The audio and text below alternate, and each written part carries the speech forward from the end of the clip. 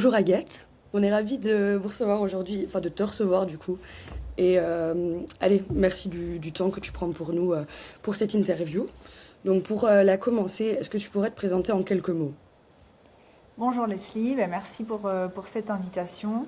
Donc, je suis Agathe Vergniaud, j'ai 36 ans. Je suis chargée de communication et sponsoring dans une banque. Et à côté de ça, je suis sportive, on va dire athlète amateur, même si derrière le mot athlète, c'est une sportive en tout cas accomplie qui a testé plein de choses, mais pas une athlète dans le sens où je ne prépare pas les Jeux Olympiques et je n'ai pas la prétention d'avoir ce niveau-là, mais une athlète de tous les jours, une athlète qui fait du sport pour son bien-être physique et mental. Le dépassement de soi, c'est quelque chose qui m'intéresse beaucoup. De Mhm. se lancer des défis. Et donc, ça fait pleinement partie de mon quotidien. Mais justement, quelle place le sport occupe dans ta vie aujourd'hui? En fait, le sport, c'est devenu quelque part un peu un pilier identitaire de mon quotidien. Parce que tout a commencé. Alors, j'ai fait du sport étant plus jeune. J'ai fait de la natation en compétition pendant de nombreuses années.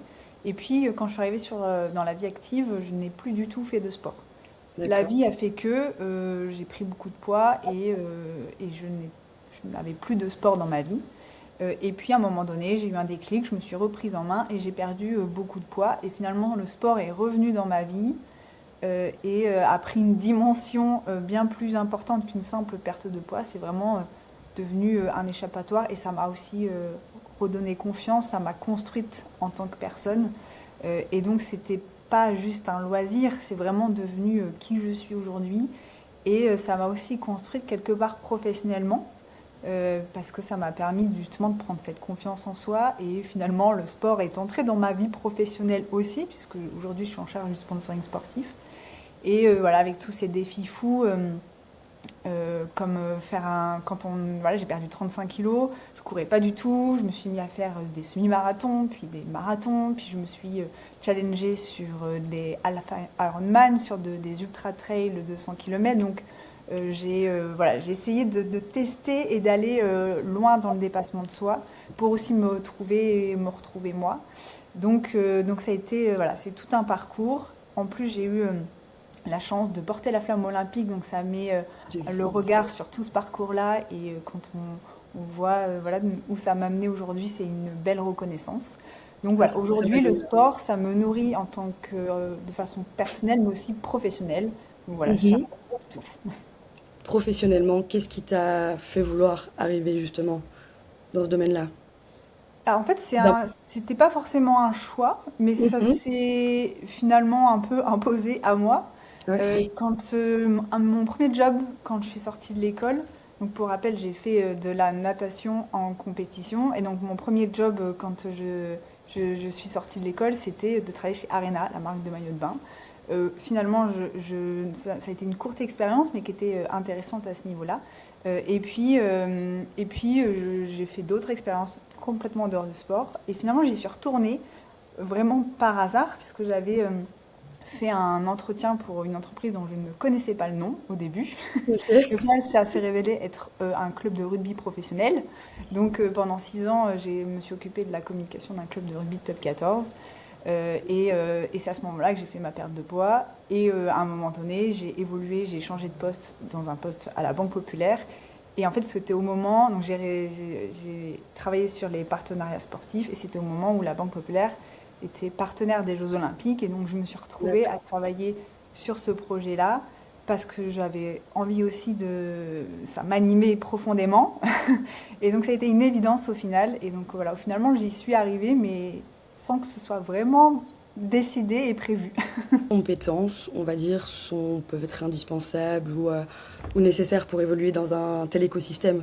Parce que je pense que c'est quand même un écosystème qui est assez compétitif, où il y a quand même beaucoup de monde et je sais pas ce que tu en penses. Oui, bah en fait, je pense que ma force, c'est de ne pas avoir été focus à vouloir absolument travailler dans le sport.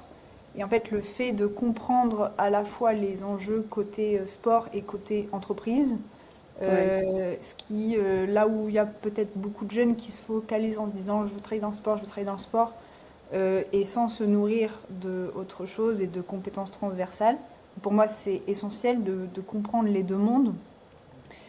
Et après, il y a tout ce qui est, et ce qui, moi, enfin, ça m'a construit aussi personnellement, mais ça nourrit aussi la façon dont je travaille. C'est tout ce qui est le storytelling, la narration autour de la marque, et du coup, le fait de le vivre, puisque ma perte de poids, je l'ai partagée sur les réseaux, et donc je suis suivie sur Instagram. Donc c'est quelque chose que j'incarne parce que je le vis au quotidien, et donc forcément, ça donne une dimension qui est un petit peu différente.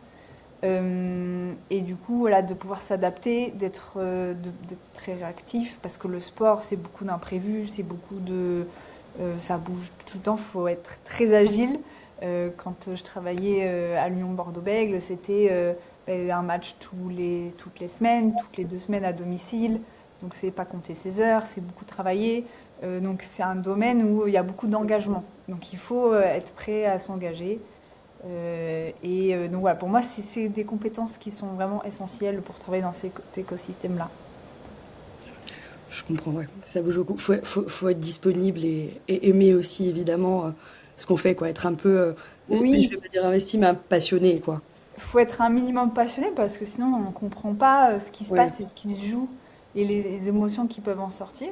Après, il n'y a pas forcément, quand j'ai commencé à l'UBB, je n'y connaissais rien en rugby. Et au contraire, je trouve que c'est même intéressant parce que du coup on a un regard extérieur.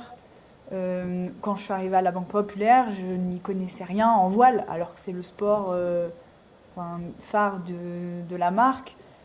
Ça ne veut pas dire que ça n'appelle pas une bonne communication derrière. Au contraire, il faut être curieux en fait. Il faut être hyper curieux et ne pas hésiter à se renseigner, à chercher à comprendre. En fait, il faut vraiment comprendre ce qui se passe et l'environnement. Mais c'est ce qui peut vraiment déclencher, par exemple, la décision d'une marque à investir dans un projet sportif.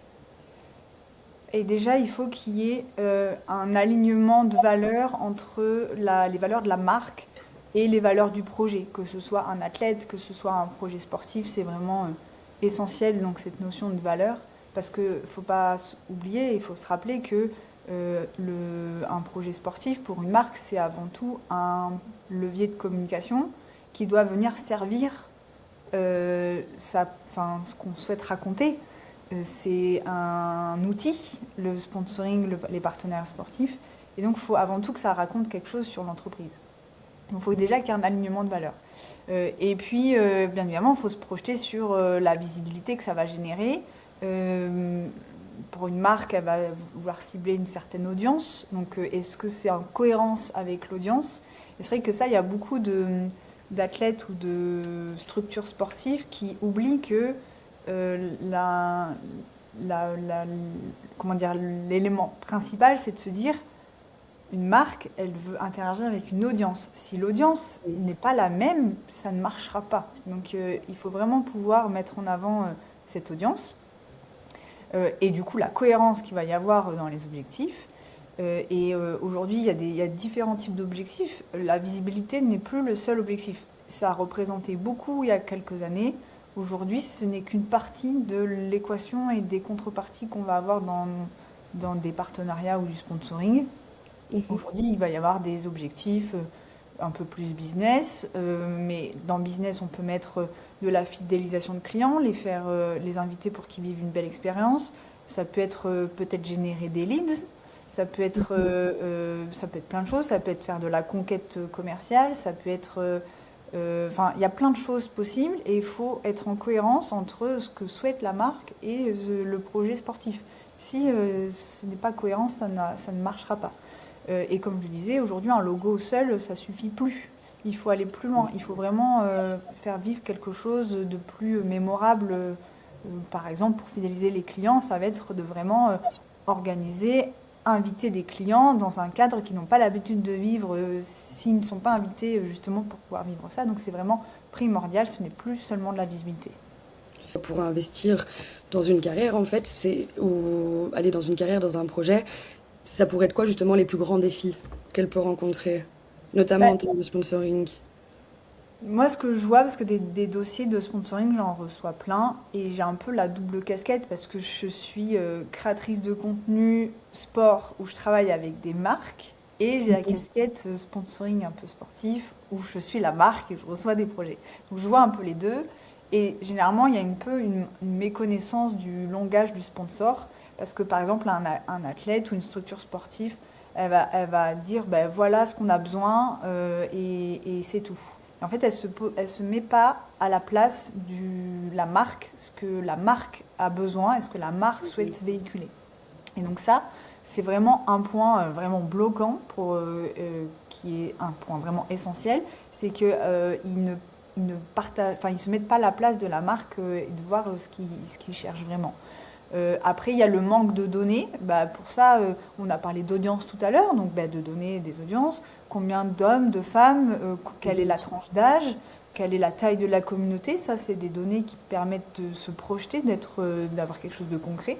D'ailleurs, quand je parle de projection, généralement, les dossiers, c'est des dossiers qui sont génériques, envoyés à toutes les marques.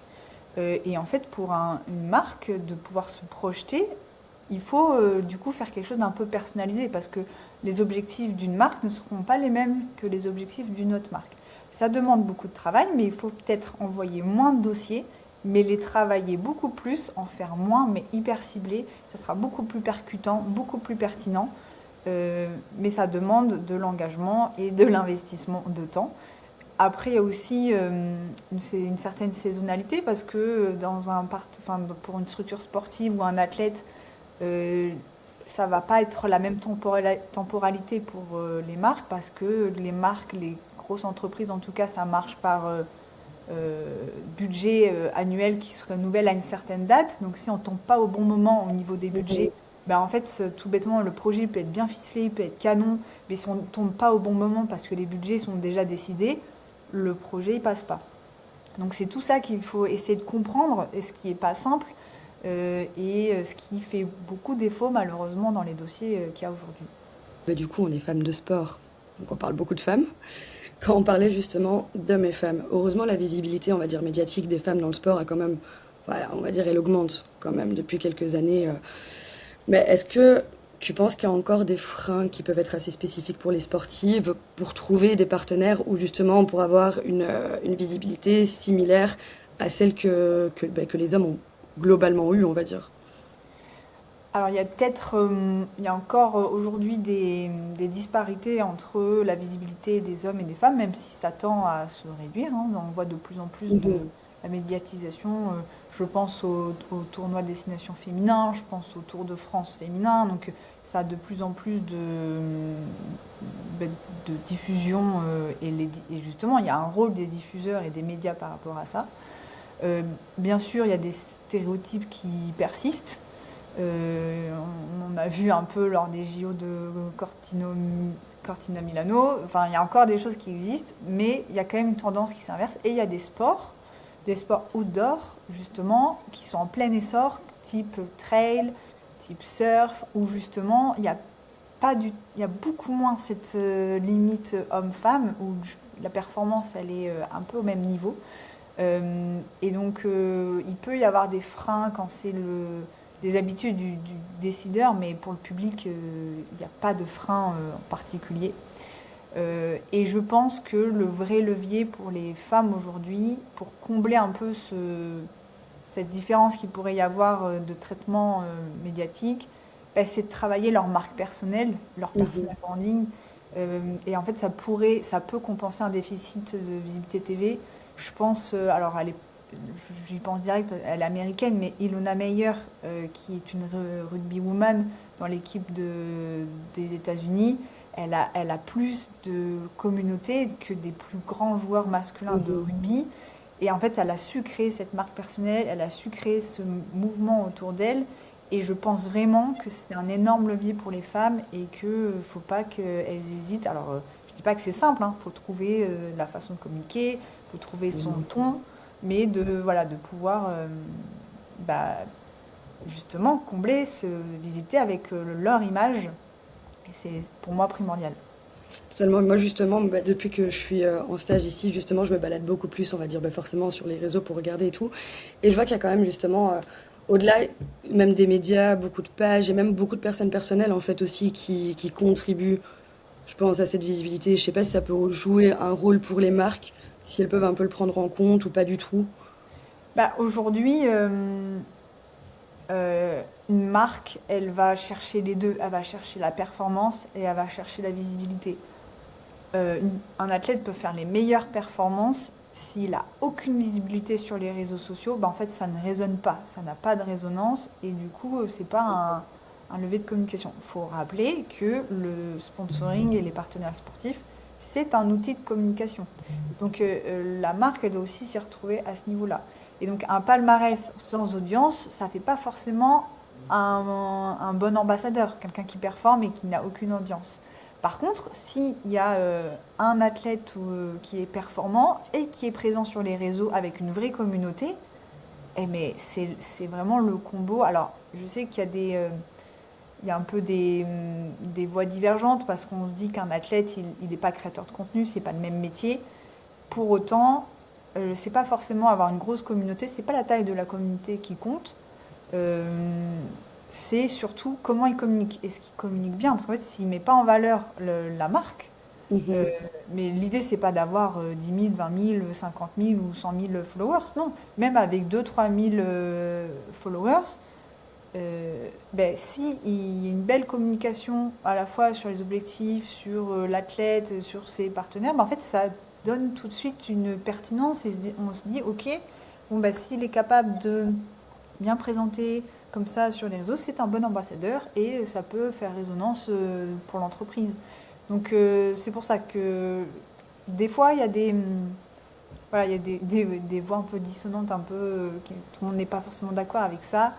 Mais aujourd'hui, je pense que pour une marque, les deux sont importants.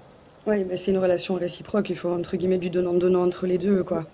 exactement. Euh, et justement, on parlait de la croissance, on va dire, de la visibilité médiatique, pardon, des femmes, mais on va dire, est-ce, est-ce qu'il y a des raisons particulières que tu pourrais dire qui font que les marques s'intéressent davantage aux femmes aujourd'hui?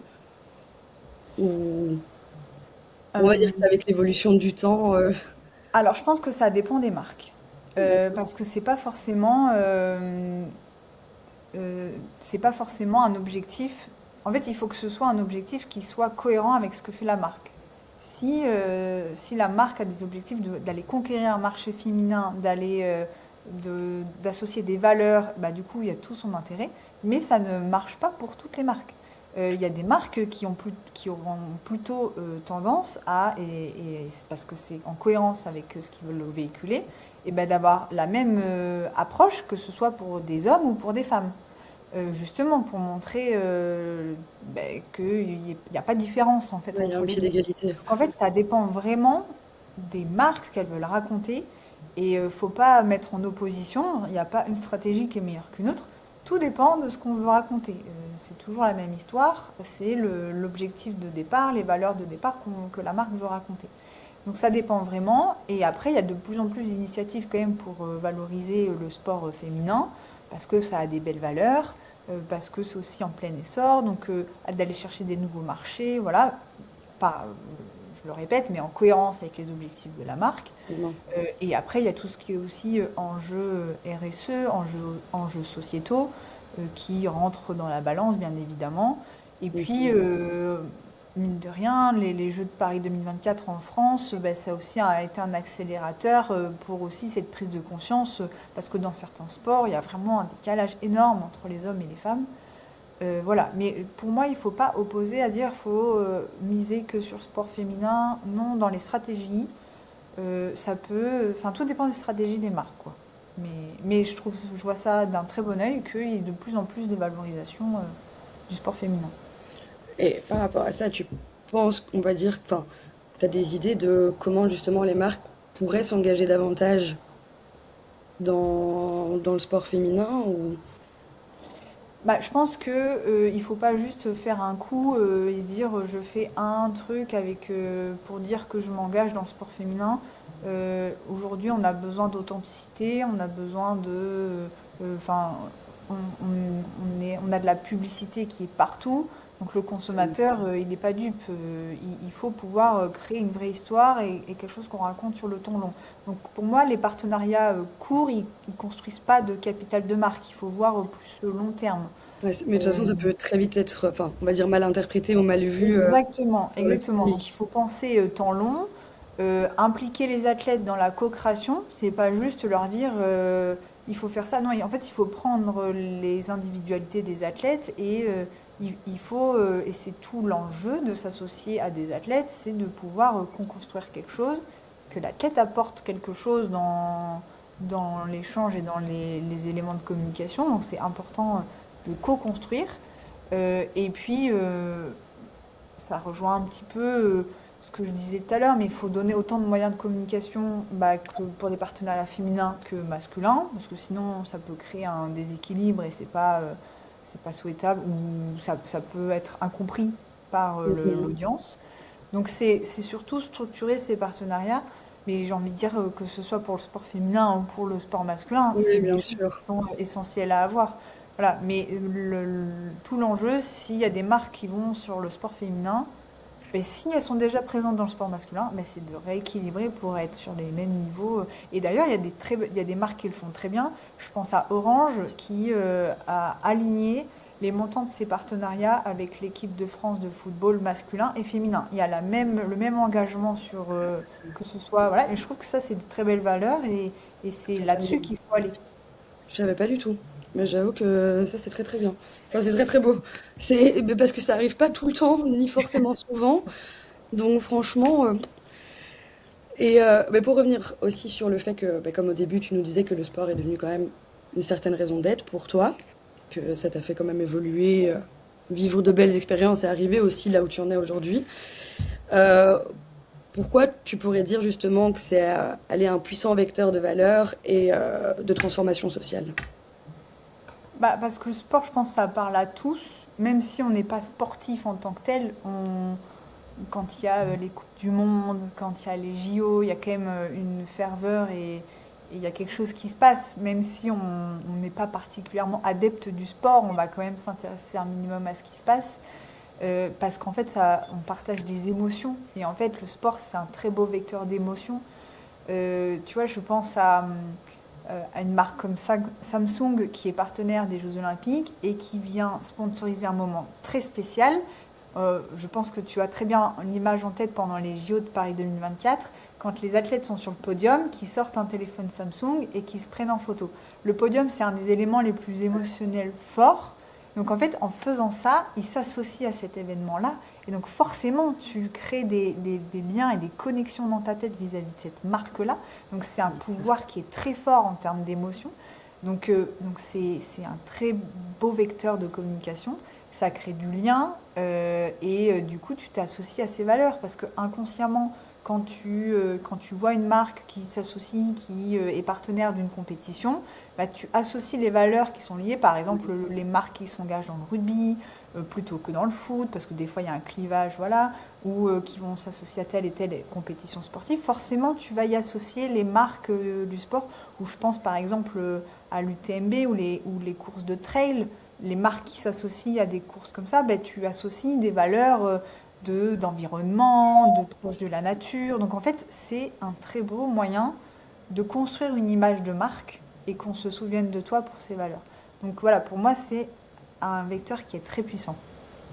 Aujourd'hui, de la pub traditionnelle, c'est plus ça qui fait vendre.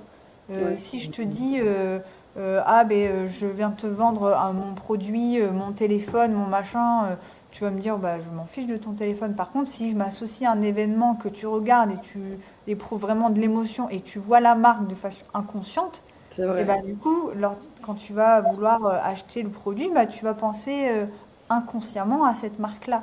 Donc en fait, ça va au-delà de juste on y accole des valeurs. Non, c'est qu'inconsciemment, ça rentre aussi dans ton quotidien, dans des moments où tu peux lâcher prise. Donc c'est pour moi hyper important de ne pas exclure. Après, toutes les marques, toutes les stratégies, dans toutes les stratégies, tu vas. C'est pas forcément le truc le plus pertinent, le sport en tout cas, c'est pas le truc que tu vas faire Oui, oui, forcément en forcément. premier. Mais quand tu as déjà construit une image de marque et quand tu vas aller sur des nouveaux territoires de communication, ça peut être très intéressant de l'envisager. Comment tu vois l'évolution du sponsoring sportif dans les futures années? Parce que quand on voit déjà comment en quelques années tout évolue très très vite, Oui, il y a eu beaucoup de changements. bah déjà je vois que c'est moins de, comme je disais tout à l'heure, c'est moins de visibilité, c'est plus juste un logo qu'on vient mettre un petit peu partout. Ça va au-delà de ça, c'est plus des activations, des choses qui sont co-construites, où on rentre vraiment dans quelque chose qui fait sens. C'est pas juste on vient coller un logo et c'est tout. Non, on s'approprie l'histoire, on rentre dedans et on est présent de façon subtile. Euh, je pense que la data, ça va beaucoup changer, enfin, ça va faire beaucoup évoluer. Ça commence déjà, mais ça, à mon avis, ça va aller plus loin parce que aujourd'hui, un partenariat, c'est difficile de mesurer le ROI d'un partenariat. Mais plus Mhm. tu as de data, plus tu peux comprendre les enjeux. Donc c'est important de ne pas exclure cette partie-là. Et, et après, il y a toutes les nouvelles disciplines qui sont en plein essor. On a parlé du trail, on a parlé de l'e-sport aussi qui prend de plus en plus de place. Enfin, il y a des nouveaux territoires de communication qui s'ouvrent à ce niveau-là. Et pour moi aussi, un des points vraiment essentiels, c'est aligner. Il y a les enjeux un peu business, mais il y a Mhm. aussi les enjeux RSE. En Ouais. fait, c'est comment traduire des enjeux RSE de son entreprise dans les partenariats sportifs, le sponsoring. Ça peut être par exemple avoir des contreparties où on vient pas juste faire des activations et mettre notre logo et voilà, mais on vient accompagner une transition d'un sport en Oui. mettant des contreparties qui sont alignées avec la RSE. Et c'est d'autant plus puissant qu'on vient créer un écosystème qui fait sens. Ça veut dire à la fois nourrir la RSE, ça veut dire à la fois nourrir le côté un petit peu plus business, la visibilité, l'image de marque. Et en fait, on peut raconter une belle histoire parce qu'on a quelque chose de cohérent de A à Z.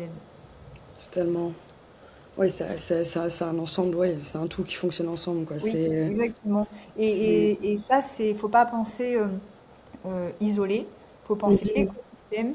Il faut que les partenariats ils soient cohérents. Quand il y a des partenariats sportifs, des athlètes, ben, les athlètes, il faut les activer sur les événements des partenariats sportifs, il faut les activer sur les événements RSE, mettre de la RSE dans les partenariats sportifs. Et en fait, il faut que ça raconte quelque chose. Et en fait, le message il sera d'autant plus puissant qu'il sera Totalement. cohérent de bout en bout, en fait. Mais c'est ça, en fait, ouais, cohérence, crédibilité, visibilité, notoriété, enfin, j'ai tous ces termes-là, Exactement, mais ça voilà, que devient ça... crédible et on se dit, ok, ils font pas juste comme ça, ils font pas juste ça pour faire joli. Non, il y a Exactement. quelque chose qui a du sens du début à la fin. Et justement, une vraie histoire, hein. C'est ça. Et Ouais. d'ailleurs, c'est un élément que très peu d'athlètes ou structures sportives utilisent dans leur dossier pour présenter un projet sportif pour aller chercher des sponsors. Regardez déjà ce que font les marques. Quel événement ils sponsorisent déjà? Quel athlète ils suivent déjà? Quelle est leur stratégie RSE? Et en fait, si vous arrivez avec un dossier personnalisé où vous mettez des chiffres avec les audiences, vous Mhm. mettez des objectifs, vous êtes en cohérence avec les objectifs de la marque et vous montrez que vous vous inscrivez dans l'écosystème déjà présent de la marque, mais vous avez le bingo gagnant là. C'est sûr Bingo que ça va assuré. fonctionner. Et justement, quel conseil, vu ton histoire personnelle, tu pourrais donner à une jeune femme qui bah, souhaite soit travailler dans le sport ou justement dans le sponsoring sportif? Bah, je pense que, comme on a dit tout à l'heure, le fait Mhm. de vivre aussi un minimum le sport, alors c'est pas forcément avoir une activité sportive intense, mais ça peut être juste aller sur des événements sportifs, vivre le sport, en fait, d'être sur le terrain, parce que si on est complètement déconnecté du terrain, ça marchera pas, parce qu'on comprendra pas les enjeux et ce qui se joue derrière. Après, il y a aussi le fait d'arriver à parler le langage sport, mais pas que, de aussi parler un petit peu le langage business pour que les deux se regroupent et là, ça se fasse quelque chose de puissant. De construire son réseau, de justement essayer d'aller sur des événements, de discuter, d'essayer de comprendre. Et du coup, le monde, il est petit, le monde du sport. Et du coup, vous allez forcément recroiser quelqu'un que vous avez déjà vu sur un événement et on va se souvenir de vous. Donc ça, c'est hyper important. Et accepter que ce soit pas que pour arriver à des missions vraiment liées avec le sport, il faut se nourrir de d'autres missions à côté. Euh, Oui. après que j'ai travaillé chez Arena, j'ai travaillé dans une entreprise qui fait de l'immobilier, dans la cosmétique de luxe, dans une banque, voilà, mais toujours dans l'univers de la communication. Mais du coup, je me suis nourrie de tout ça, Bien sûr. de différentes structures, et du coup, j'ai aussi développé mes compétences, ce qui fait Tellement. que je suis pas juste sur le sport et ça a nourri tout ça. Et c'est des missions qui sont transverses, qui sont importantes aujourd'hui, mais voilà, la communication, l'événementiel, le digital, en fait, il faut pas juste se focaliser sur le sport, et il faut être très curieux des nouvelles disciplines, des histoires des gens, des formats, et voilà, il y a des opportunités qui peuvent émerger comme ça. Et après, s'il y a un conseil que je peux donner, c'est ne pas attendre d'être légitime pour prendre la parole, ou en tout cas de ne pas laisser croire que, enfin de pas croire par rapport à ce que disent les autres qu'on n'est pas légitime. Non, à un moment donné, il faut aussi prendre un peu confiance et Ouais, il faut aller oser et en prendre fait. sa place. Mais c'est pas facile. Ah, j'imagine, ça doit pas être. Non, non, je me l'imagine moi le faire. Faut oser. Mais moi, je me demandais aussi, c'est quand même un monde qui est assez difficile on va dire, à accéder, de travailler dans ce domaine-là. Enfin, est-ce que par exemple, c'est assez restreint ou c'est quand même assez ouvert? Alors, c'est assez restreint. Il y a très Mhm. peu d'offres d'emploi dans ça. Euh, Après, je remarque qu'il y a aussi beaucoup un peu d'imaginaire sur ces postes-là. Quand je travaillais à l'UBB, dans le club de rugby professionnel, on me disait: ah, mais c'est le job de rêve, enfin, t'es au contact des joueurs, tu fais tous les matchs, machin. Et en fait, on Mhm. voyait que euh, Le côté fun, on va dire. le côté fun et un peu qui fait briller les yeux de cet emploi-là. Sauf que derrière ça, c'est travailler tous les week-ends, c'est travailler beaucoup d'heures, c'est faire beaucoup de logistique, aller monter, démonter des oriflammes à 2 heures du matin. C'est Ouais. enfin, c'est beaucoup de pression aussi parce que enfin, je me souviendrai toujours. Je suis arrivée dans ce club-là et j'y connaissais rien en rugby et on m'a demandé de commenter les matchs sur les réseaux sociaux alors que je n'y connaissais rien. Et Ça a dû être donc très tu facile, ça. commentes en live et en fait tu dois subir la pression quand tu es dans un stade de 30 000 places que c'est comme, enfin, en plus à Bordeaux, le stade c'est un peu comme un chaudron, donc tu es vraiment dans une bulle de ferveur, vraiment. Et Mhm. quand il y a un essai et qu'il y a tout le stade qui bouillonne, sauf que toi, tu dois écrire ton tweet et que tu dois rester focus, machin, la pression, elle est énorme. Et du coup, tu peux vite t'éparpiller, tu peux vite perdre la tête. Et donc, il y a ça aussi qu'il faut avoir en tête. Et donc, c'est beaucoup de stress à ce niveau-là. C'est beaucoup d'émotions, c'est très intense et ça apporte beaucoup de choses. Mais il y a aussi des contraintes par rapport à ça. Et d'ailleurs, dans tous les jobs, il y a ce qu'on Bien voit sûr. qui fait briller les yeux et il y a des contraintes. Là, sur les partenaires sportifs, faire des bilans, faire des machins. Bon, ben, c'est pas les trucs les plus fun, mais c'est primordial, c'est important. De toute façon, ça, c'est vrai pour n'importe quel métier. Le boulot, il est dur. Il ne faut pas se dire, choper un job dans le sponsoring, c'est pas se dire, je fais une école. D'ailleurs, j'ai pas fait d'école dans le sport, et Mhm. heureusement, voilà. Bon, moi, j'ai fait une école dans le graphisme, donc ce qui m'apporte une autre façon, enfin, des compétences plutôt créatives, ce qui du coup sont assez complémentaires et qui sont assez intéressantes. Il ne faut pas se dire, décréter du jour au lendemain, je veux faire du sport, machin. À côté de mes études, moi, j'avais donné de mon temps, j'avais fait un service civique dans un club sportif, je m'occupais de la com d'une association de football américain. J'ai donné de mon temps dans la ligue de football américain de la région. J'ai machin. Donc en fait, je l'ai construit Ouais, petit à totalement. petit, même si j'ai pas voulu, même si j'ai pas cherché absolument à travailler dedans, j'avais quand même semé des graines. Et donc si Ouais. j'ai un conseil à donner, c'est si vous voulez vraiment travailler dans ce milieu-là, en fait, il faut s'engager, il faut être curieux, il faut faire des missions peut-être en bénévolat, aller voir des clubs, aller voir, et pas que les gros clubs, les petites associations de quartier, parce que ça vous apprendra beaucoup.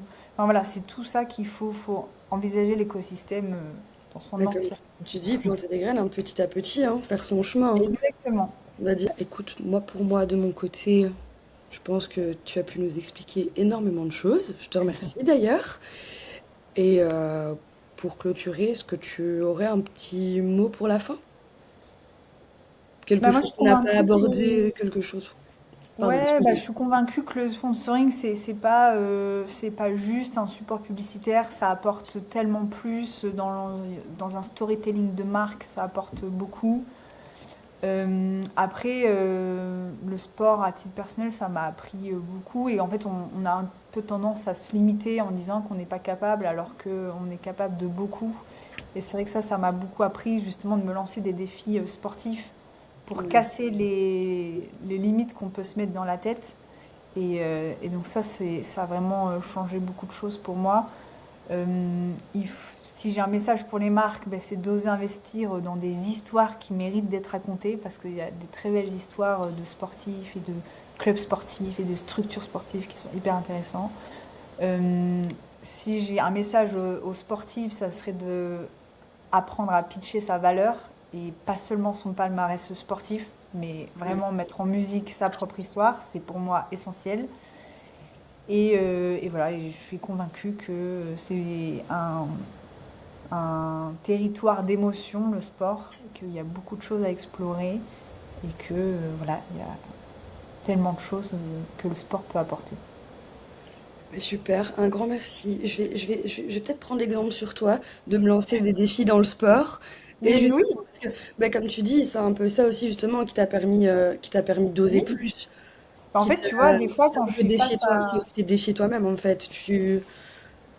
Ouais, C'est, tu vois, des fois, j'étais dans des projets où c'était dur, Mhm. où je voyais pas comment j'allais y arriver. Et du coup, de me rappeler quand j'ai fait mon premier marathon, que j'en ai chié du début à la fin, que je pensais que j'allais jamais y arriver, que c'était le truc le plus dur que j'avais jamais fait, machin. Et en fait, que je me suis accrochée et que je l'ai passé, cette finish line, alors que c'était très dur. Et voilà, et ben en fait, ça, c'est des choses qu'on peut mettre dans le milieu professionnel quand on est face à une difficulté. Et ben, c'est d'avancer petit pas par petit pas, c'est Tellement. de se dire oui, il y a des moments où on est bien bas, mais il y aura toujours, ça va forcément remonter à un moment donné, et de l'avoir en tête et de s'accrocher, et que même si on ne voit pas la finish line tout de suite, et ben c'est en avançant par petits pas Petit à petit. qu'on y arrive. Super. Ben, un grand merci en tout cas d'avoir Avec été avec plaisir. nous.